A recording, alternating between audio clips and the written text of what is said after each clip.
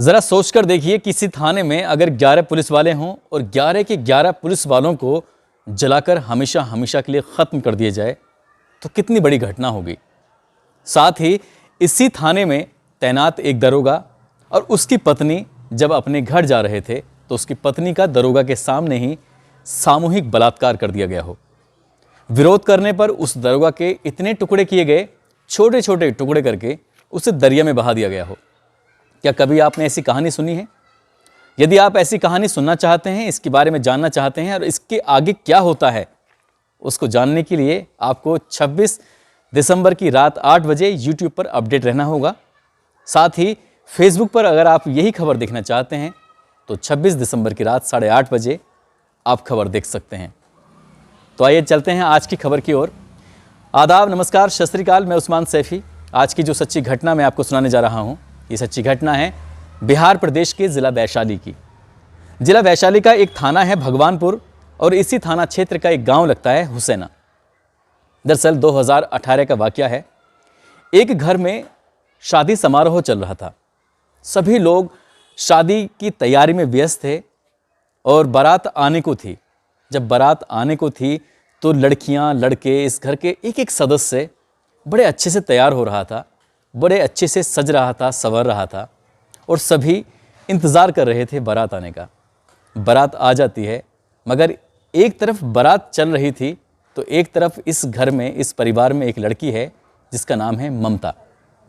ममता उस दिन वाकई बहुत सुंदर लग रही थी, बहुत खूबसूरत लग रही थी और ममता को देखकर इसका एक भाई लगता है जो कि सगा चचेरा भाई है, जिसका नाम है मंजर। मंजर ने ममता की तरफ देखा और उसकी खूबसूरती को देखकर उसकी तारीफ कर दी कि ममता, तुम बहुत सुंदर लग रही हो। कोई जुर्म नहीं था, कोई गलत काम नहीं था। भाई ने बहन की महज तारीफ की थी। बस ये तारीफ करना एक बहन की, यहाँ से एक दस्तक शुरू होती है क्राइम की, और एक ऐसी दस्तक जिसको सुनकर शायद आप भी सोचने पर मजबूर हो जाएंगे, क्योंकि भारतीय समाज, भारतीय संस्कृति, कानून इस बात की बिल्कुल भी इजाज़त नहीं देता जब इसके बाद आगे होता है। दरअसल इस लड़की ने अपने भाई को चूम लिया और चूमना था कि बस यहाँ से उस दोनों का एक दूसरे के प्रति अट्रैक्शन बढ़ जाता है और अट्रैक्शन बढ़ने के बाद अब ये दोनों दोस्ती, प्यार, ये जो भी एक रिश्ता जिसको समाज कभी भी मंजूरी नहीं दे सकता, उस रिश्ते में ये दोनों रहने लगते हैं। क्योंकि भाई बहन है रिश्ते में, इसलिए आसपास के लोग, परिवार के लोग, घर के लोग कोई शक भी नहीं कर रहा था इन पर।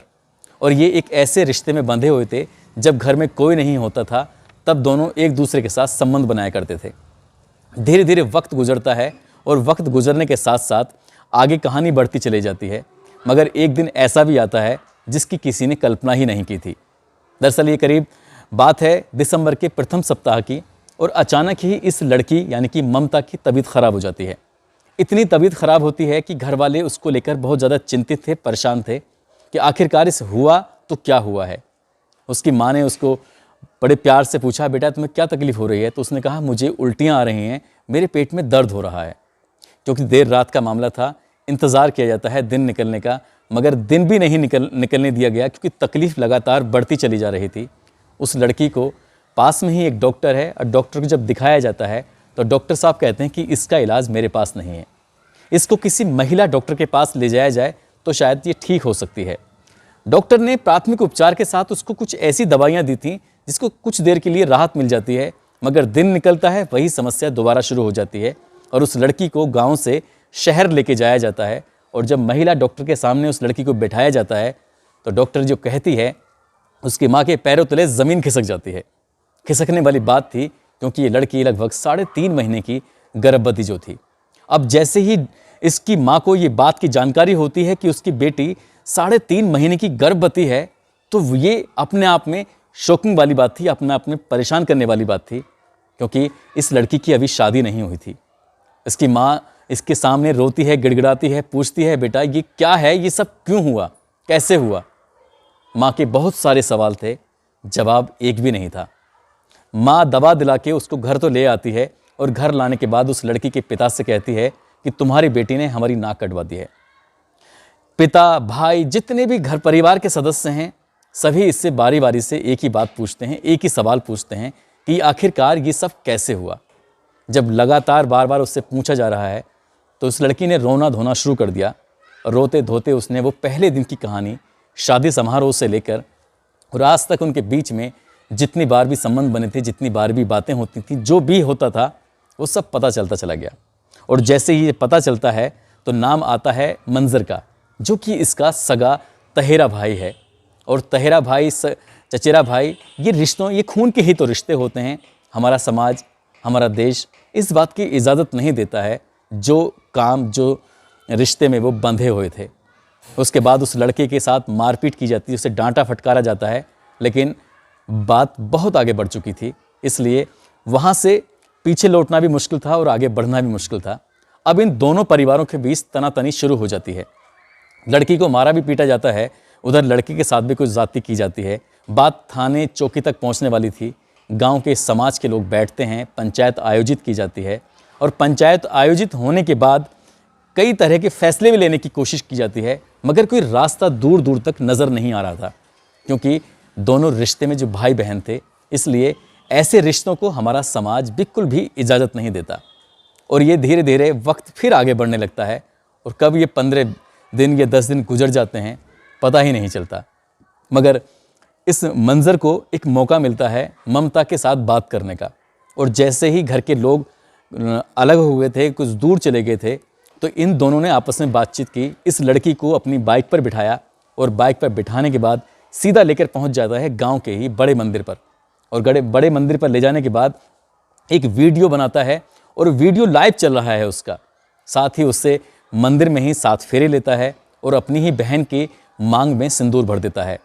और देवी या देवताओं को साक्षी मानकर वो कस्में खाता है कि अब हमने जो रिश्ता अपनाया था, जिस रिश्ते में हम बंधे थे, उस रिश्ते में ही हमेशा हमेशा साथ रहेंगे।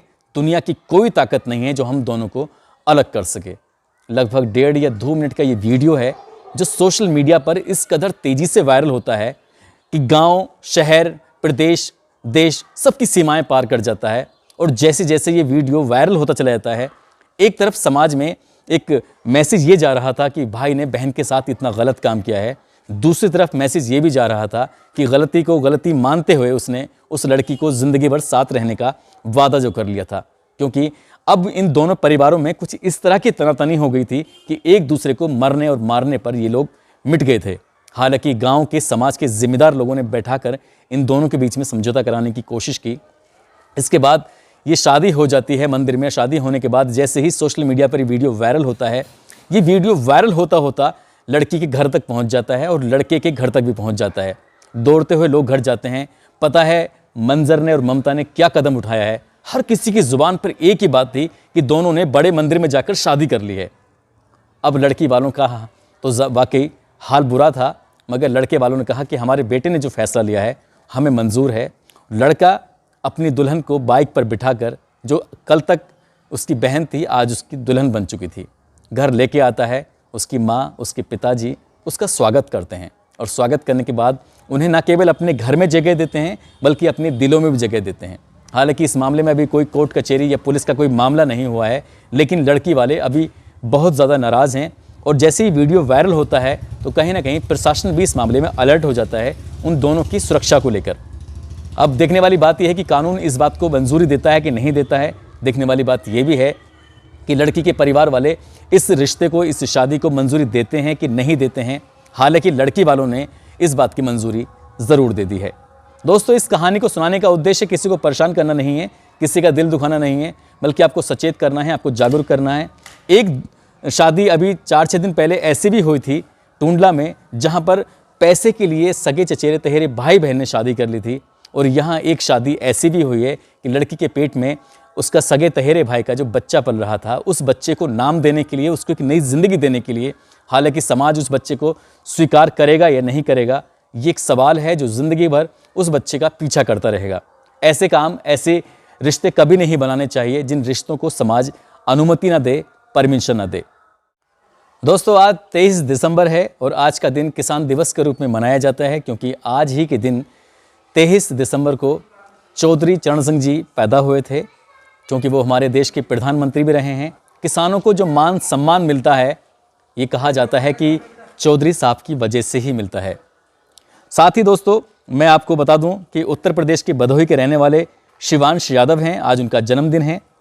और जौनपुर के रहने वाले, जौनपुर उत्तर प्रदेश के प्रमोद यादव, आज उनका भी जन्मदिन है। साथ ही साजन कुमार, ये बिहार के रहने वाले हैं, आज इनका भी जन्मदिन है। इन सभी को जन्मदिन की हार्दिक शुभकामनाएं। साथ ही मैं रविवार के दिन यानी कि 26 दिसंबर को लाइव आऊँगा और जितने भी लोगों ने अपने नाम लिखे हैं कमेंट के अंदर, सभी के नाम लूँगा। अब मैं फ़िलहाल विदा लेता हूँ। दोस्तों, अपना ख्याल रखें, सुरक्षित रहें। जय हिंद, जय भारत।